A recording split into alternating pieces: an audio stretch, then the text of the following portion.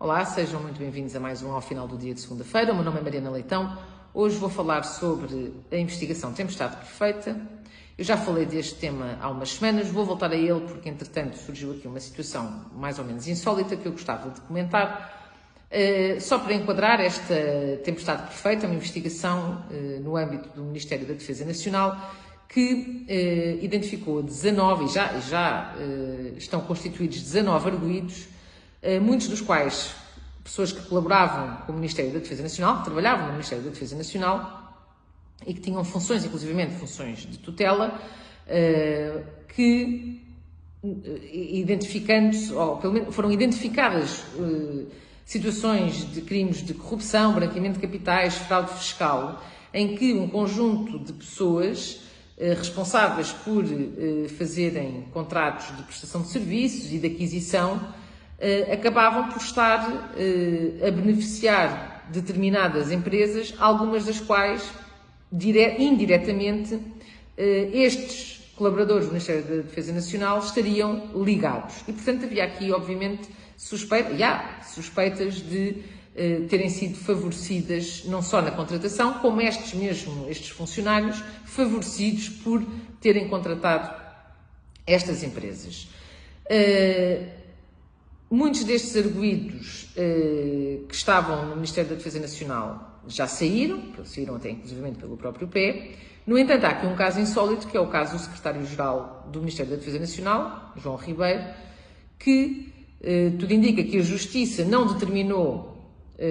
a inibição do exercício das funções, o que fez com que a Ministra da Defesa Nacional decidisse que ele se iria manter em funções. Portanto, nem ele saiu por ter sido constituído arguido, nem a Ministra achou que esse facto seria suficiente para, no fundo, solicitar que ele saísse e, portanto, que apresentasse demissão ou que o demitisse. E isto não deixa de ser preocupante, porque temos todos direito à presunção de inocência, como é óbvio, e o Secretário-Geral do Ministério da Defesa Nacional também. No entanto, suspeitas deste género e suspeitas com este tipo de crimes associados, que decorrem diretamente das funções que as pessoas tinham dentro do Ministério da Defesa Nacional. Ou seja, o Secretário-Geral é suspeito de ter praticado determinados crimes, que só os conseguiu praticar, se de facto se confirmar que os praticou, por ser Secretário-Geral. E, portanto, quando há aqui este tipo de situações, há um dever de salvaguarda das instituições que deve prevalecer.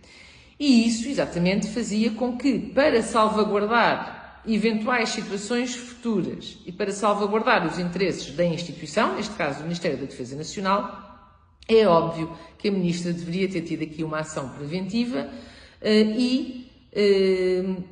considerando que o próprio não pediu admissão, ser ela mesma a demiti-lo, o que não se verificou. E, portanto, continuamos a assistir aqui a alguma impunidade, no sentido em que não sabemos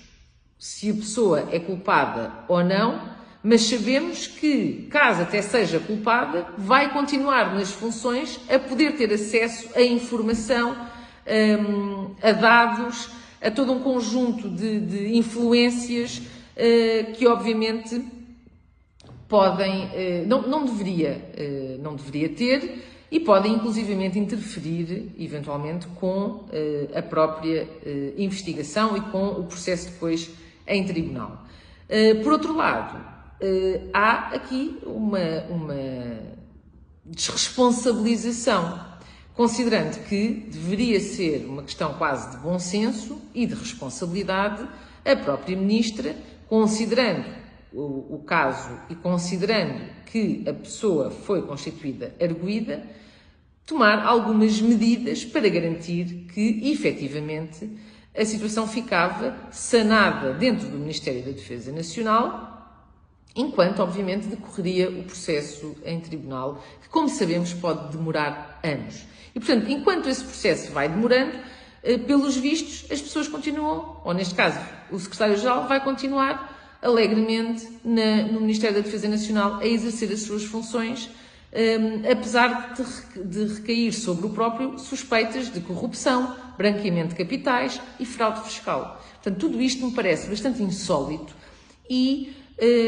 prejudicial à própria instituição, ao próprio Ministério da Defesa Nacional, que fica agora, no fundo, associado à manutenção deste secretário-geral dentro do Ministério, com todas estas suspeitas a recaírem sobre ele e já constituído arguido. Deveria haver um pouco mais de bom senso e de espírito de salvaguarda das próprias instituições, o que claramente, com todo, e é um problema que é transversal a este governo, não existe. Muito obrigada a todos e até para a semana.